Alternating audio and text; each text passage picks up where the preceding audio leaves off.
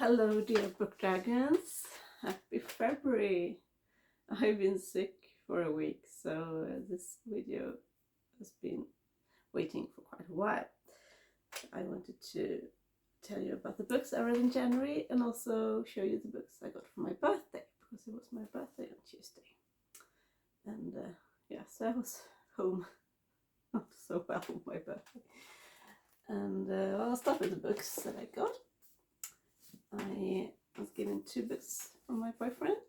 It's a Swedish author. I unfortunately already read this book, and this is the 4th book, so it's kind of a series, but they're also standalones, and they're set in our time and in history, but not so far back. I think it's like in the 40s or 50s. It's different from book to book.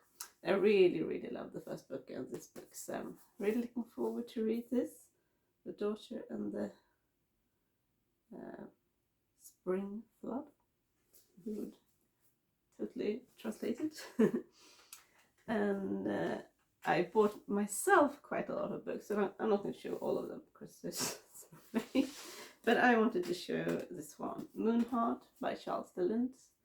I read another book by him a year ago and loved it so much, so I decided to give myself another of his books. So I'm really excited to read this, and I'm also very excited to read Blood Over Bright Haven by M.L. Wang. And I read her other book last year. Now it's gone from my head. The Sword of Kagan, and that was such a good book, and I heard so good things about this, so I was like, I need it. And yesterday I had a little birthday party. Oh no, sorry. Here's another book that I bought myself, and I've seen other people on YouTube reading it, and it looks so pretty. I've already started reading a bit about it, and I must say I'm a little bit disappointed because the author talks about oaks, mostly just British oaks, which is a little bit annoying because we have so many oaks in Sweden. Sorry. And it's kind of interesting story about, we have so many oaks in Sweden because it was, I don't know, remember, maybe it was in the 1700s, I think. It was like totally illegal to cut down oaks. It was the king's oaks. If you did, you would lose your head. So we have more oaks in Sweden than in many other countries. But that's not why I'm disappointed. I am disappointed this because there's no pictures in the book. He describes oaks, different kind of oaks. It would be much easier to understand if there actually were pictures as well. And yeah, but I'll continue on and read it. And yesterday I had a little birthday party, and I got 3 books from my dad. One is Persuasion, which I have, but I don't have this very colorful edition. I was a little bit confused now. Why is it so colorful and see? It doesn't really feel like Persuasion, but I mean, it is pretty. And then I thought maybe it's a sea because of Captain Wentworth. I don't know. It's pretty, it just doesn't really feel like Persuasion. And then I got this very cute edition of Pride and Prejudice, which I already have. On the back side, it's on the gold text. You must allow me to tell you how ardently I love you. Very cute. And the one I'm really happy about is Mansfield Park, the Chilton edition, or the Chilton Publishing.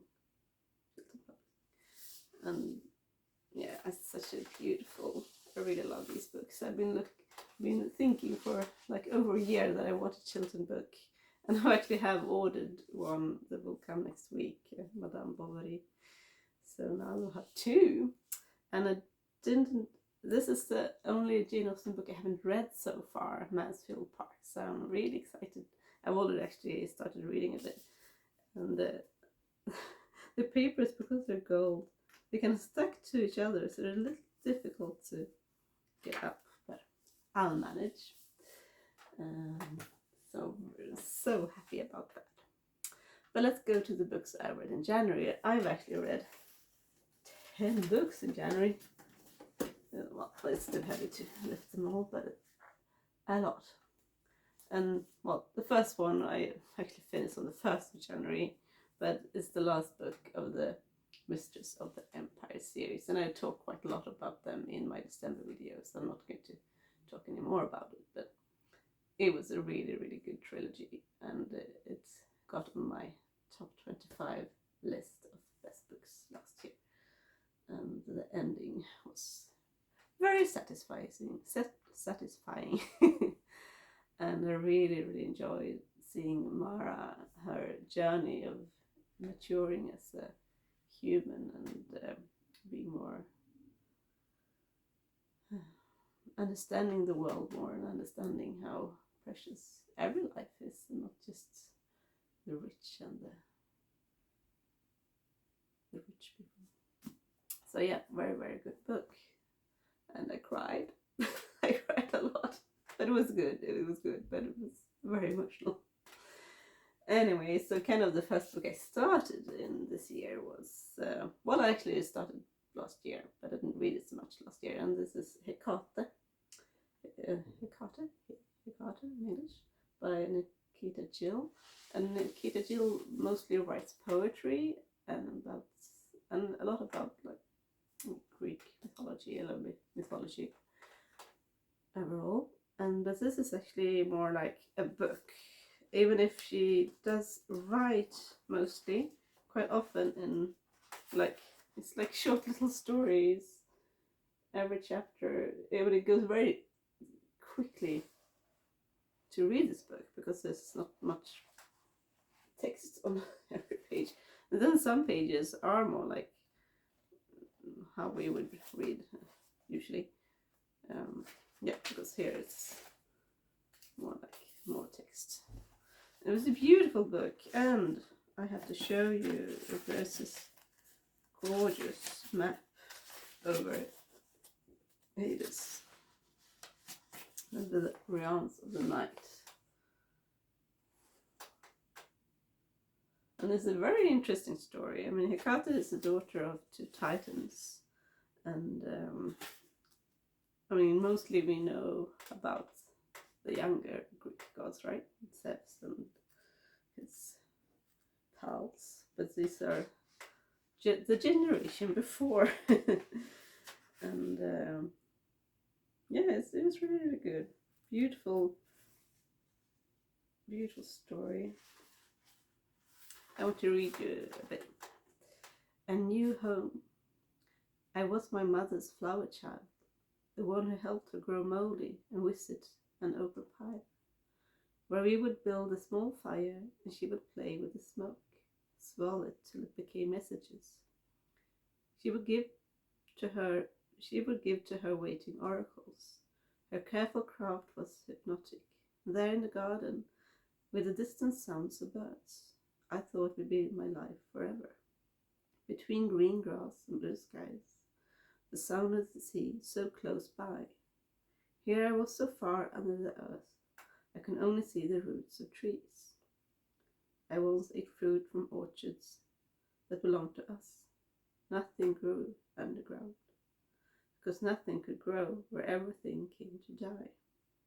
I was hungry, and I was expected now to name this dead place home.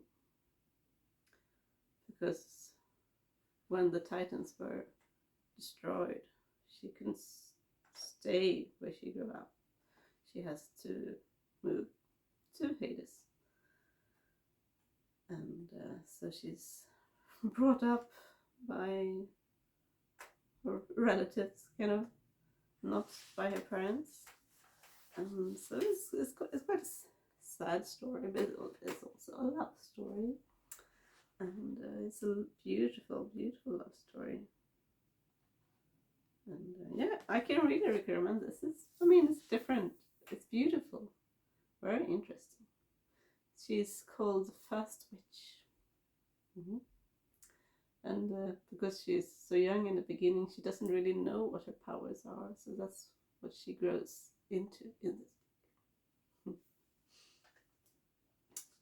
And then I read such an interesting, beautiful book, Once Upon a Wardrobe by Patty Callahan. This, as you can see, I put so many stickers everywhere, so many interesting parts and beautiful parts. This is a book about C.S. Lewis, but from another point of view. So we get to meet a young woman, Megs, who's 17, and she studies mathematics in Oxford University. Quite young for already being at the university. And she has a younger brother who's only 8. And he is very sick. He's going to die. You know he's going to die. And he has read The Lion, the Witch and the Wardrobe. And he's obsessed by it. And he's like, but where does this story come from? Where does Narnia come from? How did this thing come into C.S. Lewis' head? and it's just an incredible story. And I've written down some things in the book.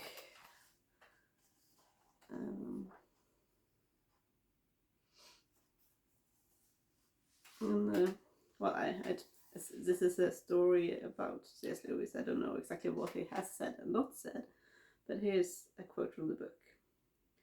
Reason is how we get to the truth, but imagination is how we find meaning. And here's another one. Good stories introduce the marvelous. The whole story, paradoxically, strengthens our relish for real life. This exertion sends us back with renewed pleasure for the actual world. It provides meaning. So, I mean, this is a book about reading, really. And you get to know C.S. Lewis' life through his Meg's meetings with him, because the little brother, he's like, you have to go and meet him, you have to ask him. And she's like, well, but I can't just go home to a famous author and do that. But she does. she braves herself for her brother's sake. And she gets invited in by his brother. And there were so many interesting parts about their life. And he didn't like his name. Clive Staples was his CS stands for Clive Staples, and he didn't like his name, so he called himself Jack, which he did from a young age. And he grew up in Northern Ireland, which I had no idea about. I have ancestors from Northern Ireland, so like, oh, I mean, maybe they met. I don't know, probably not. Anyway, it's a really, really good book. And I've ordered, because she's written another book called Becoming Mrs. Lewis, which I just recently got. And so I'm really looking forward to reading that. We saw, with my book club, we saw actually a film about that, the Shadowlands, how they met. It's a really interesting story. I hope it's quite a sad film. So no more than I want, really, about their life together. But yeah, but this is, we don't get to meet that woman in this book. You would just get to meet Lewis, Jack, and his brother. And they seem so sweet, and they live together, these two brothers. It's just so charming. It's such a charming book. And also, of course, very sad, because about this young boy. And the girl, Megs, she's a mathematician, and she hasn't really been into books very much, not storybooks. So it's a lot also about her understanding the beauty in reading. And yeah, it's just, I underlined, because I didn't always have these with me when I was reading while traveling to work as well. So I have a lot of underlining as well. And I really realized I really like underlining. I was like, oh, I've always been thinking I don't want to destroy my books. But when I started underlining in this book, I was like, oh, this is fun. Because it doesn't look so nice with these things. Not this, maybe because they stick out a bit too much, but the underlining is less messy, and you don't have to underline everything, right? I usually do like a little heart in the corner, or if it's something I really love, and a little exclamation mark if something interesting. And you get to know what books Jack really liked as a kid and growing up before he wrote his books. He made up a whole story world as a kid, and when he read, I think it was called The Fair Queen by Mr. Spencer, was one very important book to him. But oh yes, Fantastus by George MacDonald was like the first book that really wowed him. And his story is kind of sad as well, because you get to know, well, his mother died when he was quite young, and he had to go to boarding school, which he hated. So it's it's kind of a sad upbringing, but still, he seems such a lovely person. Yeah, I could talk about this forever. I won't do that. I'll go on. After that, I need a little bit lighter book that wasn't so sad. So I read The Keeper of Magical Things by Julie Leon. I read her other book before Christmas and I loved that one, so I bought this. And yeah, it's funny, it's cute.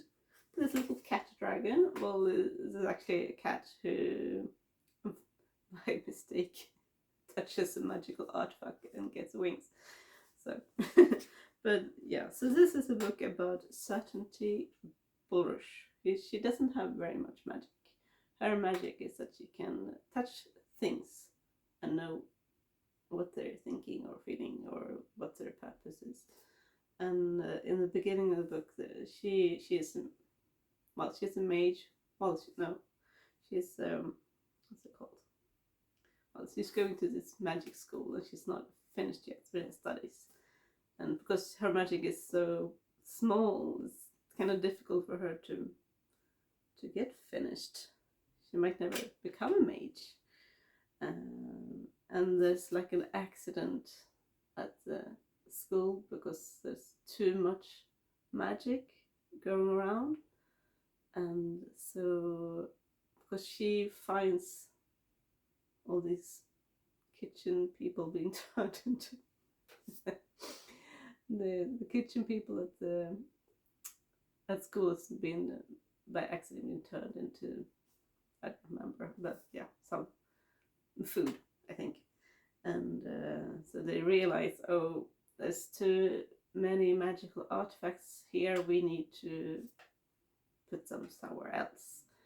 And so because she found them and she realized a little bit about these things, she gets to go.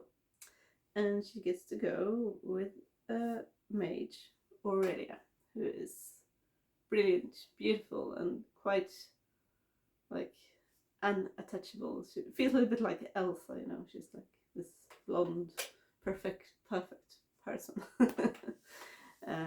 But she also has her problems. And yeah, so they go to this small village where there is very little magic, too little magic actually. And so it's a very cute story about them getting to know the people living there, and they're quite grumpy and not very welcoming in the beginning, and Aurelia is not very good with people.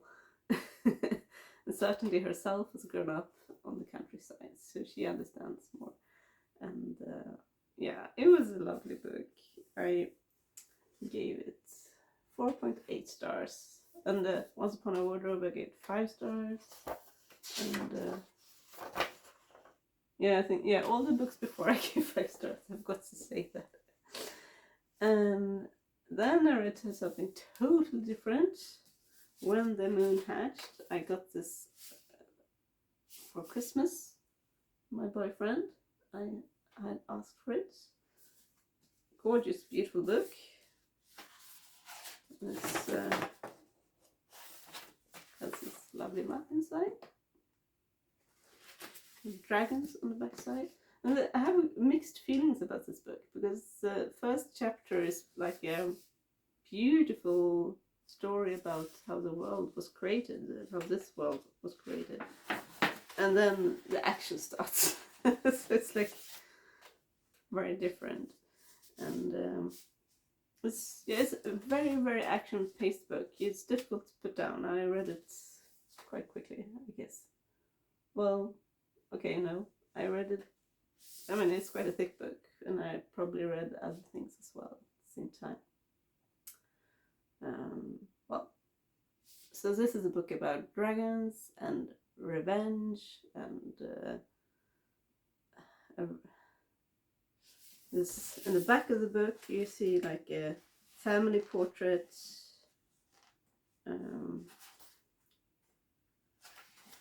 like family tree. I mean, all the different people in this book, how they are related. I found it a little bit confusing, the family tree, but I managed to fix it up. And there's a glossary. They have different words for different things. They say day, about day. And slumber it's the night when you sleep. And there's also description of different creatures, because there's not just dragons, a lot of interesting stuff, and different kind of dragons, because there are molten moles, and moon plumes, and saber sights.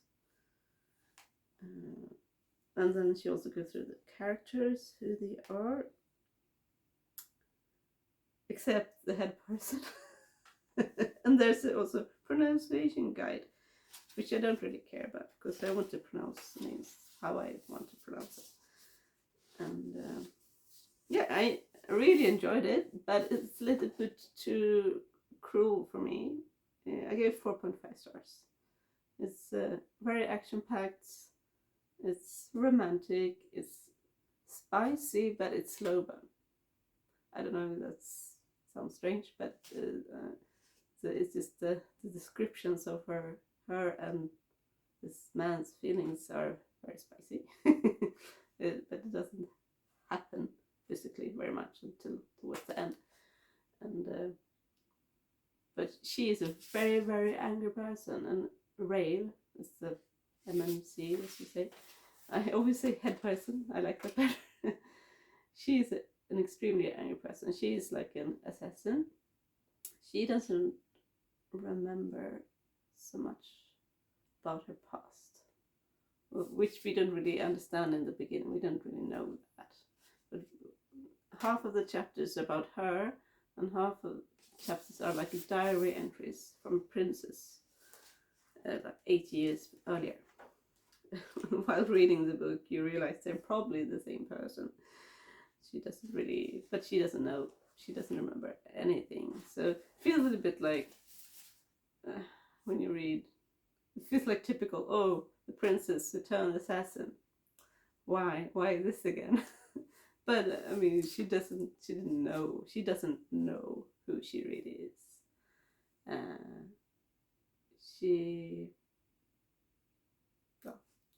She's very good at killing. And but she makes a mistake and happens in prison, and then she's saved by a king from another country, and because this whole land is divided between 3 brothers. I can't explain it. It's complicated, but I really enjoyed it because it was really fast-paced, and there's a lot of things going on. There's the dragons, and there's different creatures and different groups of people. But I didn't like all this gruesome killing. There's too much explanation of people getting their heads killed. You understand what I mean. I do want to read. There is the second book coming in April, and I definitely want to read it. I want to know the conclusion. The good thing with reading books, you can actually skip over the most gruesome parts, and yeah, I enjoyed it. I did enjoy it, but don't read it if you hate two cruel kings and too much description of killing. And after that, I read The Tree of Ages, books 1 and 2. So this is 2 books in one. I've heard about this series several years ago. A friend was like, "It's so good, you have to read it," and I didn't then. And for some reason, must have been before Christmas, I think, I decided now is the time. I ordered it. I read it very quickly. I think I read it in, I mean, it is a thick book, it's 2 books in one.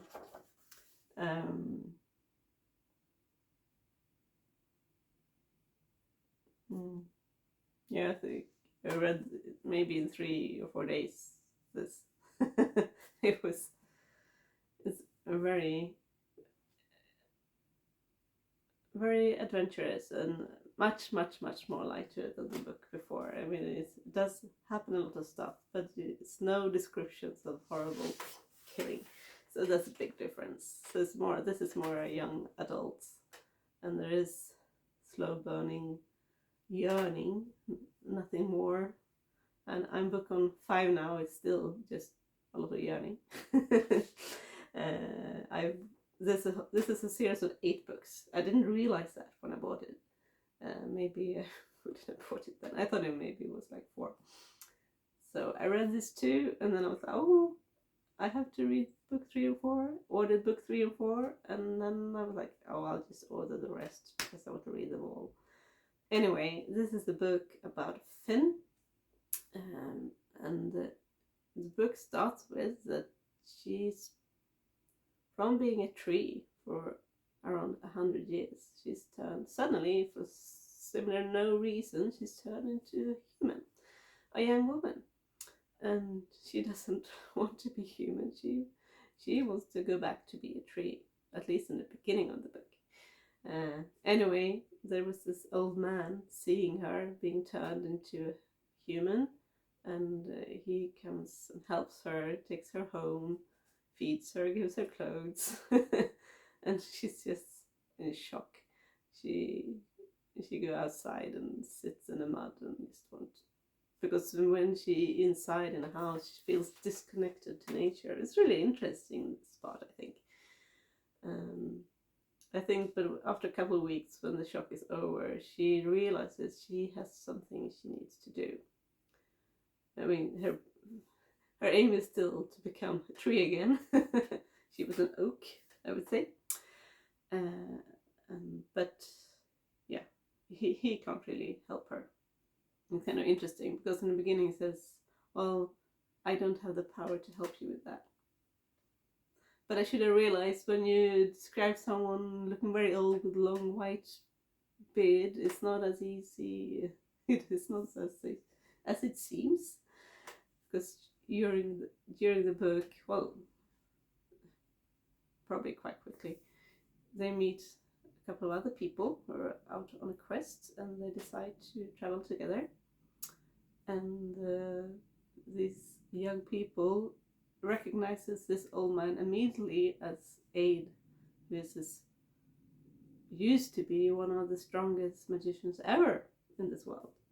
And oh yes, it has a map. I realized a little bit later it's a map in the beginning. Well, but he's lost most of his magic, and this is because his daughter turned on him and kind of stole it from him somehow. Or well, they had a battle, and I think he wants to help Finn to make up to that he couldn't help his daughter. Anyway, so these new people, they are not also what they seem. and more magic is turning back to this world. And now that I'm on book 5, I know why, because Finn is a very important person in this country. And with her becoming human again, the magic gets stronger and stronger. And there's adventures in this magic forest and meet Fae, and suddenly the Fae leaves the forest. There haven't been any Fae in this world for 100 years. But it's the brink of destruction. Everything changes. And yeah, it's just really entertaining, and you can't put it down. It's so difficult to put these big books down because there's always something new happening, and you get to read from the other people's point of view. You get to follow this sister and brother, Brandon and Anders. Anders is a Swedish name, so it felt so odd because this is a very Celtic inspired book. Yeah, you want to read something really interesting, light and entertaining, but still so much things going on. I'll say read The Tree of Ages. Just know that it is 8 books. And during this time I also read The Gambler by Dostoevsky with my classic book club.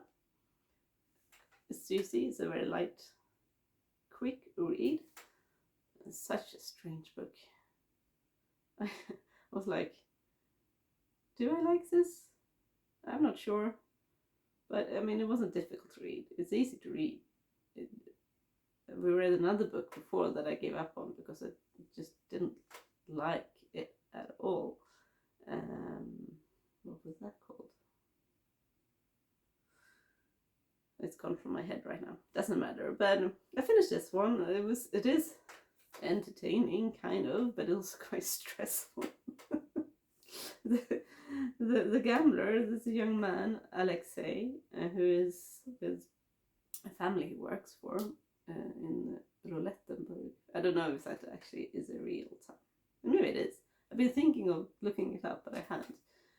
And it's about gambling. The whole book is about gambling. The fun part in this book, and when the people he works for, they're just waiting for their old grandma to die so they can inherit and marry people they want to marry, kind of.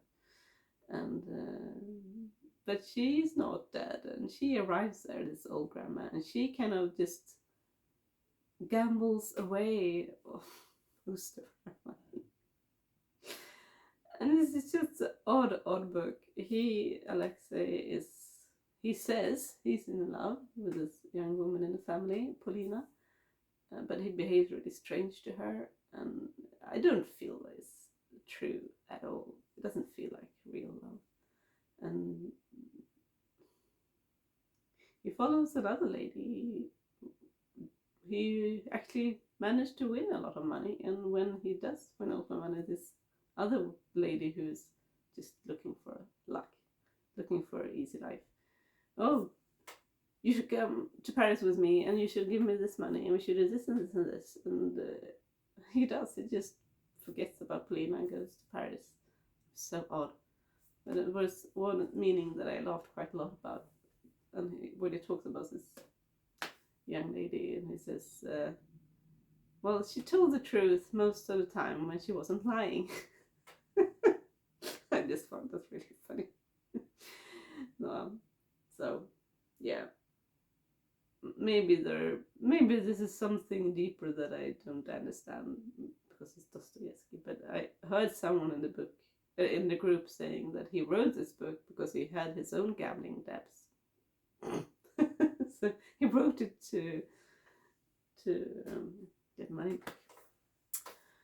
Anyway, then I read another new favorite, I must say, A Far Better Thing by H.G. Parry. And this is quite a dark book, I would say. At least sad. It's very, very emotional. It's very, not very depressing, but a bit depressing. It's maybe I should say it's gloomy.